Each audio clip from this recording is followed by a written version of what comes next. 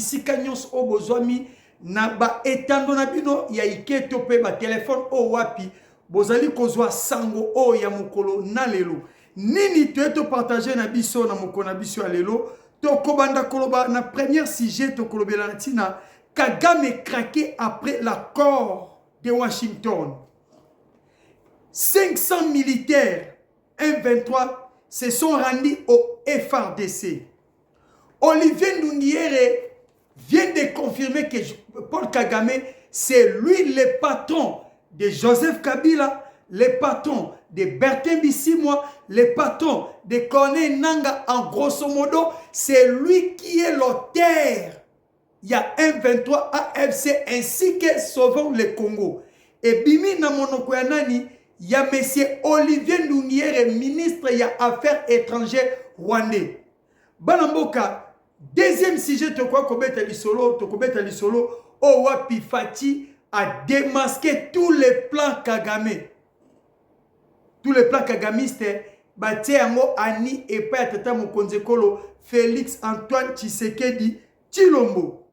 Plusieurs militaires du M23 viennent d'être neutralisés par l'armée congolaise et 60 miliciens de Mobondo sont neutralisés. Balamboka, nakosenga na bino bisiko bozali, bo like émission na bino, bo commenter, bo partager, pe bo s'abonner massivement sur toutes les chaînes Owap Bozwami na kolanda biso. To démarrer ce ko ezali actualité na biso ya moko na biso ya lelo.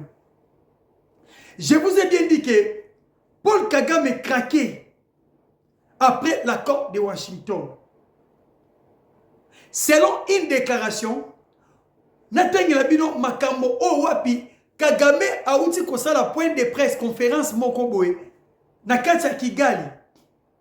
Parce que Ndenge Tozabwe, d'ici le 13 novembre Oyo, il fallait que la RDC et le Rwanda tout qu'on se rendre aux États-Unis d'Amérique pour tout signer un accord de paix entre le Congo et le Rwanda. Mais tu comprends que Kagame na système na ye o alingaka kimia te kota na partie est de la République démocratique du Congo. Bandeko, boyoka makabo Kagame auti na koloba. Yoka. Paul Kagame déclare que l'accord de paix de Washington contient beaucoup de malhonnêteté et que le Rwanda n'acceptera pas. Selon lui, le Rwanda a sa propre manière de vivre et de faire les choses. Le retrait de tout Rwandais est impératif pour le retour de la stabilité. Là, c'est le message que M. Paul Kagame avait dit. Oh, na kati sous-région à Grand Lac, pour avoir la paix, Bandeko, il faut que l'armée rwandaise se retire dans les sols congolais. Si l'armée rwandaise se retire, croyez-moi, Bandeko, la paix reviendra directement à notre pays, la République démocratique du Congo, et plus loin encore, na Ketia sous-région, il y a Grand Lac. Mais une chose étonnante, Bandeko, Kagame Alobi, cet accord contient beaucoup de malhonnêteté. Donc, selon M. Paul Kagame, pour lui, signer cet accord, le président Félix Tshisekedi a roulé. Selon les pensées de Paul Kagame. Parce que signer cet accord, c'est la fin du Rwanda. C'est la fin des règnes kagamistes. Religion et union sont imposant à Rwanda et aux Wasuka. Raison pour laquelle ce messieurs, il vient encore de fuir. Donc, en sali fuite en avant, c'est dans Angola, les États-Unis, ayeli sou kosalango asali annonce avant. Yakuya koloba, cet accord contient plusieurs malhonnêtetés. On doit maintenant se poser des questions entre biso na biso.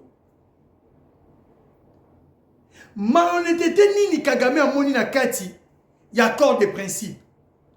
Est-ce que tant ou ba signé qui accord de principe oyo oyo ko respecter molongo et ma camion so ainsi que accord de paix parce que entre les deux gouvernements, ministre affaires étrangères rwandais ainsi que ministre affaires étrangères congolaise, ba koutana déjà ba signé ba accord de paix et tu etika les anines et zanne que ba président de la République ba ya ba entériné ba accord wana. Si qu'on a moment to na moment ya entérinement, moment ya entérinement le ko ki Kagame azoluka comment ya kokima ko entériné o ezali accord de paix ya biso na bango.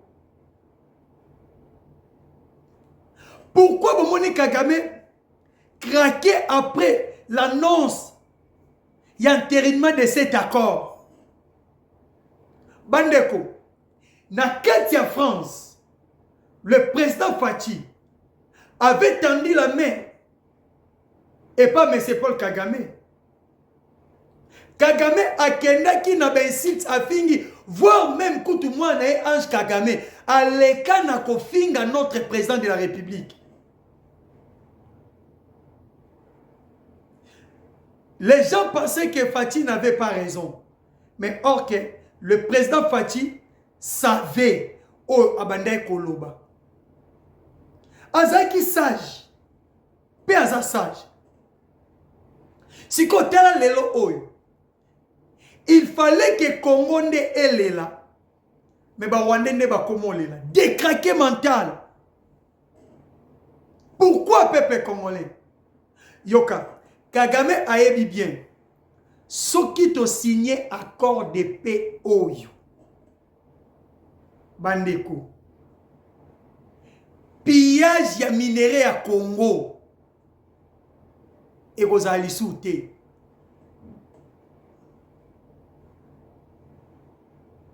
Rébellion na kati ya Congo. Et vous allez souter. Économie ya Rwanda. Ekokita. Plan na bango ya koluka kokata ya Congo. Ekozali susute. Sikoyo.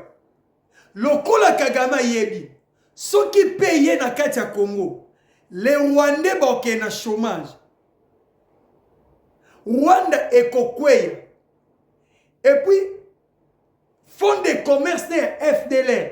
Et coexister les sous-soutés. Pourquoi dans le Bibongo? Parce que dans le accord wana et le Bibo est accord de principe. Premièrement, les Rwandais doivent coopérer avec les FDLR. Cela veut dire, et Sengeli na Rwanda, ayambaba FDLR na katia mboka na ye, a dialoguer na bango, a intégrer bango na kati ya armée na ye ainsi que na kati ya gouvernement rwandais. C'est ça. Et deuxième chose, mesure de défense na bango o batia na mboka na biso bandeko. Esengeli na bango pe balongola yango makambo accord de principe elobi na ba Rwandais yango wana. Mais pour na biso accord de principe elobi ke to favoriser retour ya ba réfugiés na biso. Alors pour les Congo exact un problème mon côté. Mais problème ils en n'est pas ba Rwandais. Problème ils en n'est pas ba Rwandais. So Kagame Monique ko signé biloko. Fait ya carrière politique na ye. Parce que pour a échapper yango. Nde yango bomone bimi na déclaration oyo. On ne signera pas cet accord. Pourquoi? Parce que accord oyo eza na ba malhonnêteté. Comment cause na ba malhonnêteté? Nde ya mwana boki déclaration ya Maxime Prévost. Maxime Prévost alobi boye. La région des Grands Lacs, des millions de vies sont brisées par la violence, la faim et le déplacement forcé. À cette souffrance, l'indifférence n'est pas une option. Il peut y avoir des stabilités sans une réponse humanitaire, forte, libre et sans entrave. Les populations n'attendent plus des déclarations. Les populations n'attendent plus des déclarations. Selon l'aide humanitaire, selon Maxime Prévost, il faut passer à la vitesse supérieure. Faut que les Canadiens pour finir la situation oyo.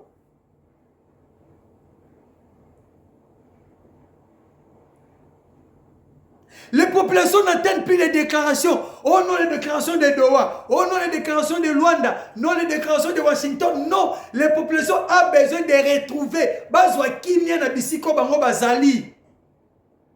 Nde yango boki Maxime Prévost lobby. Il faut que les Canadiens d'autres stratégies. Il est en train d'interpeller, voire même Washington.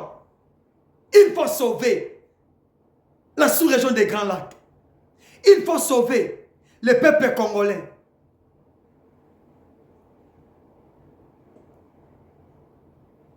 Tous les lobbies du Rwanda est échec. Yango moni Kagame a créé une vitesse nini. Yakoya koluka comment ko estiltaka. Yakoya ko refuser tous les marges de manœuvres. Et Mou Kagame a envoyé Yanani. Bandeko. Muto azwe bisa Kagame aboya alinga eza Monsieur Museveni. Parce que Kagame aza fruit ya Museveni. Museveni aza patron ya Kagame. Mais la diplomatie à chef de l'État, Félix Antoine Tshisekedi Tshilombo, AMC déjà biso na kati ya Qatar, alobi bitumba na Congo esili. Ake na Brésil, ayebisi diaspora congolaise. Bitumba et Sili. Et lorsque le président est en train de dire Babiloko ayebi pourquoi aolo bango Kagame tinenga lelibwe soukanae esi et monani. Et l'armée congolaise vient de dire le retrait des troupes rwandaises est impératif pour le retour des pays. Ceux qui bango balongoli ba mesure de défense ta bango ba bengaka balongwe na sol na biso bandeko directement qui mi ekota na kati ya Congo. Raison pour laquelle le président Évariste Ndayishimiye ya Burundi alobaki clair problème na kati ya sous-région ya Grand Lac kombo na yango Kagame Museveni ou Kenanyo Ruto ou a Kenya Bangonde baza ba problème. Mais eloko kamwa ministre rwandais aye ko bimisa Kagame na poisa ke yende aza patron ya AFC, aza patron ya M23, yebe sous patron ya Sauvons le Congo. Donc si tu comprends Kabila atina mai pa Kagame, Nanga pa Kagame, Bisimo pa Kagame, Makenga pa Kagame, Wilingo makutu n'en parlons pas parce que Wilingo na minute sa porté disparu, emprisonné. Bandeko. Maintenant, qu'est-ce que Olivier Ndurier ou à lobby pour confirmer Bino que Kagame est derrière Bango Yoka. Ndungier a pris la parole en prouvant que M. Paul Kagame, c'est lui qui dirige les M23. Lorsqu'on avait lancé l'appel na aide humanitaire que l'aéroport Yakoma, il faut effondrer. Nani a qui d'intervention Moutaliboso? C'est M. Olivier Ndungier, le ministre rwandais. Et ensuite, Bissimo Landi, nanga pas Landi. Il faut que d'abord, chef Nanou Aloba, ce qui chef à lobby, après, Bambolombolo, hein, Bandi Rolanda na Sima. Parce que la minute, le masque est tombé.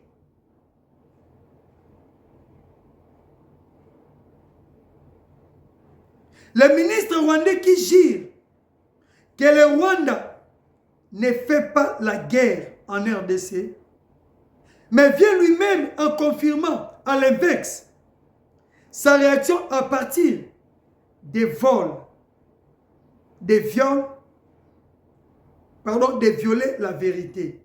Il dit, ce n'est ni Corneille Nangaa, ni Bissimo qui décide, c'est Kagame qui tire les ficelles du M23.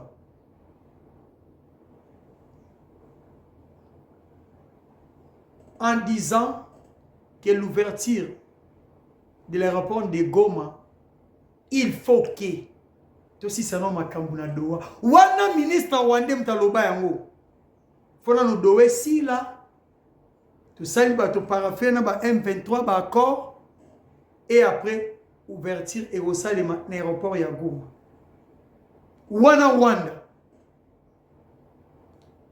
est-ce que aza porter parole na bango ou comment? Non, il est facile de comprendre que ce sont les Rwandais qui sont derrière tout. Ce sont les Rwandais, ne pas patron, il y a des Congolais inféodés, il y a des Congolais, il y a des mauvaise qualité, des Congolais, il y a des mauvais goût. Et ça, bango, tout le bani. Yango moni libo mezu bango Francky Diongo. À quelque saisir les Nations Unies. Mais c'est dur à quelque saisir les Nations Unies. Alors, Bini. Ok. À quelque saisir les Nations Unies pour la dérive autoritaire dans la 4 République du Congo. Parce que va suspendre 12 partis politiques. Yango Tindi Diongo akende kofunda Congo na Nations Unies. Yango moi na lobaka et ana batu msusu moni azo souffrir ko aider ete tika ya souffrir botika bango ba souffrir Diongo mutu fatia bimi abikisa O Kabila lingé koboma.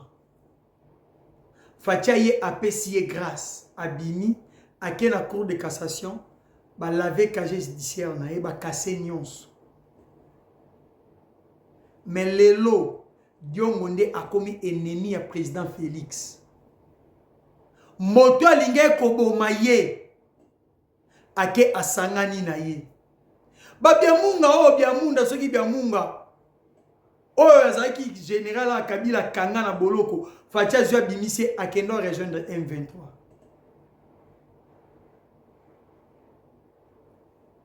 Oh, Congolais, tu le bara, Bola Mouzoba. Tu es démoutou. Après quelques temps, Moutango aye abalukeli na Ibiso. Mais, chose à savoir, na 4 Nations Unies, Francky Diongo olongate. A risqué kutu. Bon kangande bango.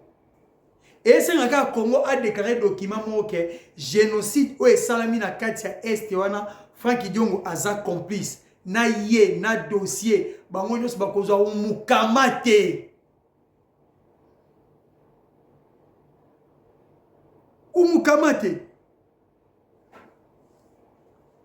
Bana mboka tout simba siko dossier il y a Est des Républiques démocratiques du Congo.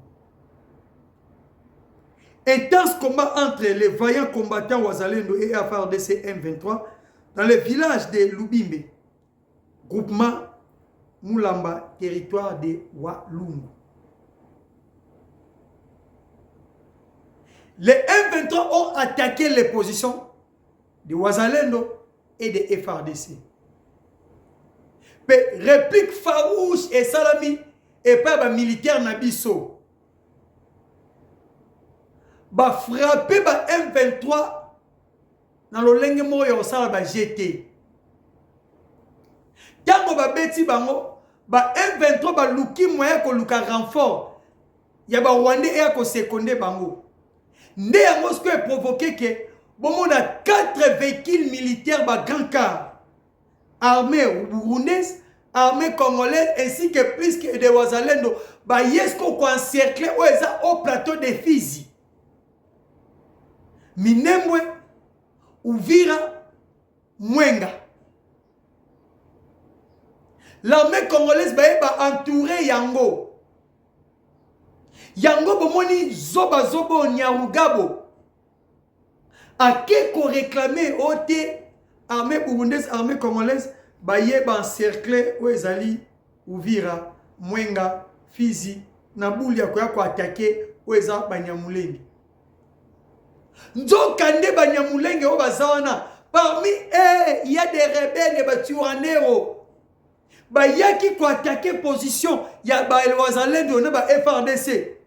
Les Wazalendo les ont tirés massivement et ba ebani na kokanga 9 militaires, 9 rebelles ya tuanero Red Tabara et plusieurs personnes au bazar arrêté. 9 rebelles, pardon, neutralisés et plusieurs arrêtés. Pe batindi bangosko na Luvungi. Tela, bon moni batu ane Rwanda. Banyamulenge wana ba rebelle. Jena bango ezalaka ndenge ni. Tant M23 zoya boy, bango bazawana pour la distraire armée congolaise. Pour M23 azwa moyen ya ko dousuler ya ko récupérer Uvira. Tous les jeux tu parce que bana calcul ni ceux qui ba komi kaka wana ba récupérer Minembwe wana au plateau de Fizi. Bandeko ba koyana bango katanga te wana boyeba yango. No yebisa no makambo eza ya solo. À partir ya Minembwe wana ekozala comme soubassement na bango ya ko déclarer que awa tolingi bango te wana bengana bango bazui parti wana kuma mabele na bango. Communauté internationale eko aider bango ekatela bango babele. Baebike na plusieurs militaires au fatia formé. Armement autozanango. Koya na bango Kinshasa eza difficile. Mais ba luka kwa moko o wape kopesa bango soubassement. Soit Katanga soit Minembwe wana bomoni. Soit kuna. Ba déclarer ngo propre nation na bango. Boye bien ngote. Yango moni Minembwe wana. Il faut ezala bien sécurisé. Quelqu'un n'a pas tourné ça yango. Si va récupérer yango, eza terme que ça fertile et un minerai et un richesse sur ça va jeter. Ba mai tout montagne donc nyo soto luka kunezali.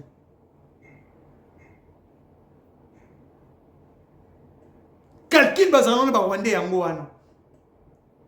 Soit tu as comment annexer toutes les localités occupées et quand il n'y avait pas de Rwandais. Bandeko. Mais l'armée rwandaise, l'armée congolaise a perçu l'armée rwandaise échec. Tous les plans basala qui n'ont ils ont son importance, ils ont à Koubeba. Banamboka. Plusieurs militaires, il y a M23 se sont rendus au FARDC.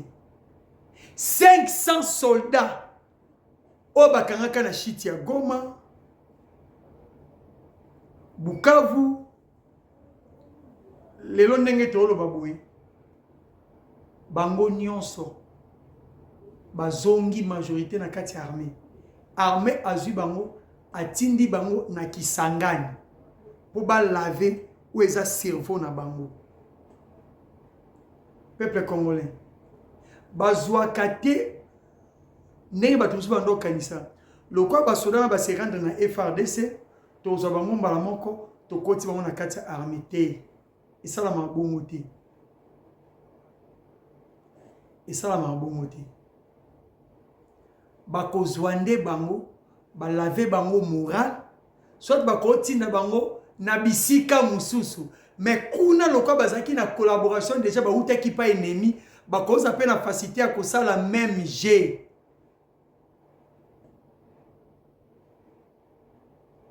Yon ça même G. Yango moni bazui bango, ba lave moral na bango na kisangani.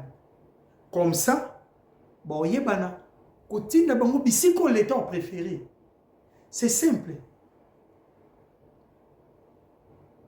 Deuxième, les mobondo. 60 mobondo neutralisés. 9 capturés. Pardon, 60 mobondo capturés et 9 mobondo neutralisés. Nakati ya Kingakati.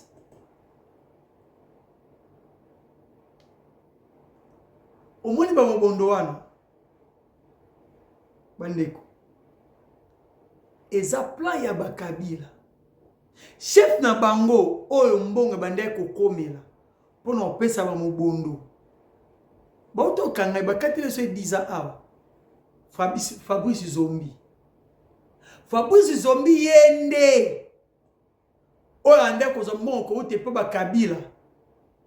Pona ko réarmer ba mobondo.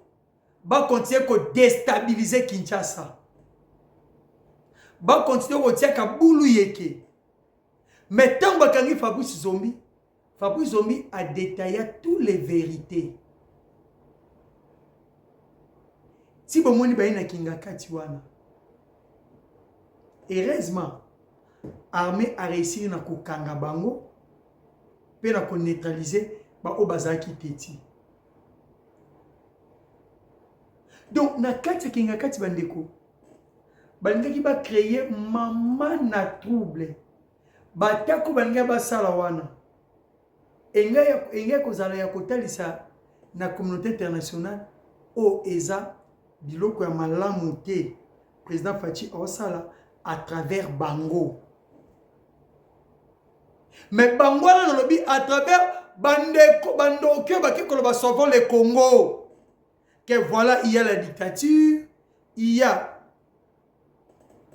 dérive dictature, dérive autoritaire. Au moins, les bilans qu'on a biso, bazo bebisango, bazo boma, bon, bangé bazo ba raison est belé, mais pour votre information, maintenant Kingakati est bloqué. Makambo est allé tourisme dans Kingakati, est allé souter. Est allé souter. Peuple congolais. Donc, continuez qu'on sera toujours vigilant. Et, parce que les masques des rebelles sont déjà tombés en caddie.